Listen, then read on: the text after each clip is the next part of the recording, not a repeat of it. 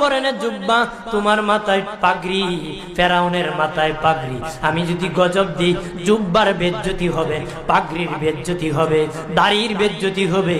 মুসা রে, ওই জুব্বার পাগড়ির ইজ্জত রক্ষার কারণে আমি আল্লাহ ফেরাউনকে গজব দেই না।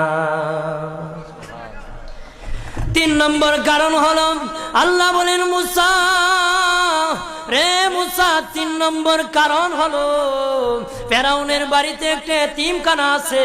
প্রতিদিন দুপুর বেলায় এতিমরা ফেরাউনের বাড়িতে মেহমানদারি করে। তারা খাওয়ার পরে আমি আল্লাহর কাছে দোয়া করে, আল্লাহ তুমি যদি গুসা হয়ে ফেরাউনকে গজব দিয়ে ধ্বংস করে দাও, আমরা এতিমকে কে খাওয়াইবে রে আল্লাহ, আমাদের দুয়ার বরকতে ফেরাউনকে গজব দিও না। আল্লাহ বলে, মুসা রে, এতিমের দুয়ার কারণে আমি আল্লাহ গজব দেই না।